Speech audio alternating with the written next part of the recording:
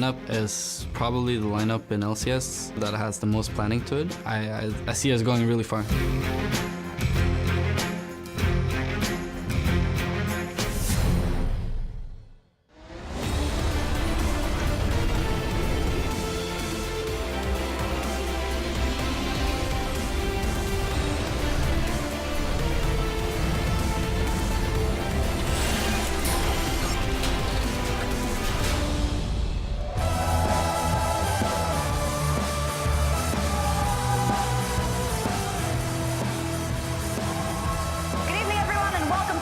Of the LCS 2017 Spring Split. Week 3 of competition is about to get underway here in Berlin, and it's going to be a good one. Trust us on that one as we see Splyce and Yamato Cannon preparing to take to the stage Kavi, as well as Woma and his troops also preparing for match number 1.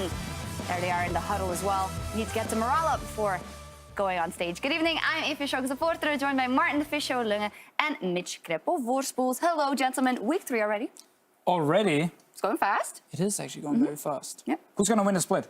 The fans. The casters. I felt a little bit like Who Is That Pokemon vibe when they came on the desk. You know, the Who's that Oh, it's the Fishy-O. Never mind. Sadly. All right. We're tracking now.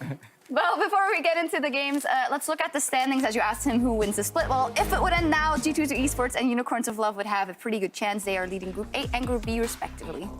Yeah, and so far, I mean, I think well-deserved, both teams. G2, obviously, we expect them to be like the #1 team in Europe. Splyce has some catching up to do. They have a chance today, though. Yeah, and after this week, every team will have played within their group, and next week we're moving to cross-group play, which is going to make it very exciting. I can't wait to see some of these matchups between Group A and Group B as well. And some of those teams at the bottom really need to get some wins on the board. I agree. And we will be bringing you 2 best-of-3s this evening, starting as said with Splyce taking on the Unicorns of Love and Fnatic versus Misfits. And also we are playing on patch 7.2 with Warwick enabled, so that might be another extra flavor that we'll see in the matches today.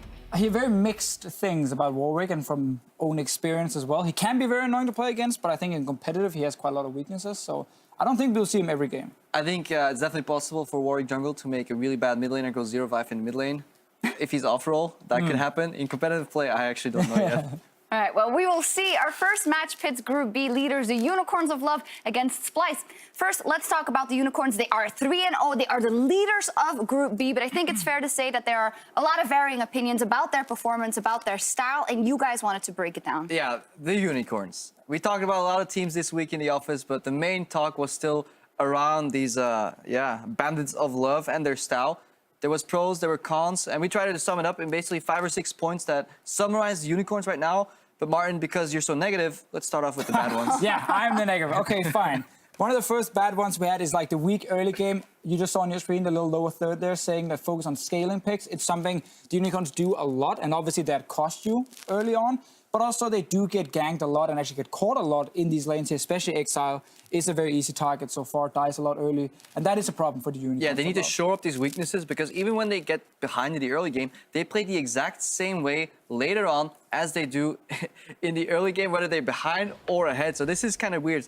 But their style is mainly centered around hard engages right now, because we see Hylissang here going in, but Exile's nowhere close, Samux is trailing, Xerxes isn't even a fight by the time Hylissang gets bopped, and that seems to be a weakness, this over-aggression. Yeah, exactly, and it's often Hylissang who's actually the man, like trying to start these fights. He plays on the edge quite often, and when the team is ahead and in control, he can really create some insane picks.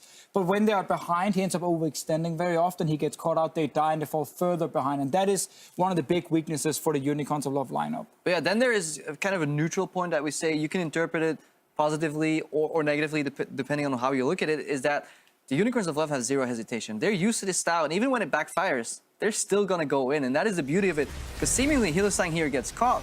Normally, a lot of people would let him die, move away, but they fight their way out. They fight their way out. It surprised a lot of teams. Honestly, very few teams can actually go toe-to-toe in some of these fights here. And why we say it's both, you know, a positive and a negative in that sense is because sometimes when they do then pick the fight, it's actually the wrong time. Yeah. And they end up losing out. But we have seen lately they've been winning a lot of these team fights here. And I think that comes down to our first of the really good points, which is the target selection in fights for the Unicorns of Love. Like, it is beautiful to watch how Exile and the rest of the team are able to kind of pick targets left and right and do it much better than most teams in Europe. Yeah, they have the patience to wait to go in. Here they're playing a complex composition that I personally didn't like that much, but in review, if you have the patience and you go in and you get the resets, yes, you can argue educated and play it perfectly, but they bide their time, and then once the ball starts rolling, they clean up so well. And this target selection is the thing that is really hard to train and improve on as a team. Yeah, we just saw Samux and Exile here literally hit the same targets all the time. Samux from very long range on Jhin, and then Exile, the guy finishing on Katarina.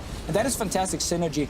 The other really positive thing about the Unicorns of Love is like this very unique approach to the pick and ban phase, the compositions they play, and how to use them in-game. It is so difficult to play and draft against because you don't really know what to expect. Like, we've tried to predict some of their things. Like, it's impossible because you look at like trends from everywhere else in the world and then you try and put it into Unicorns, it never works. It's always different whenever you things. preface the segments, Korea would pick this champion here. The Unicorns would Unicorns not. pick Ivern.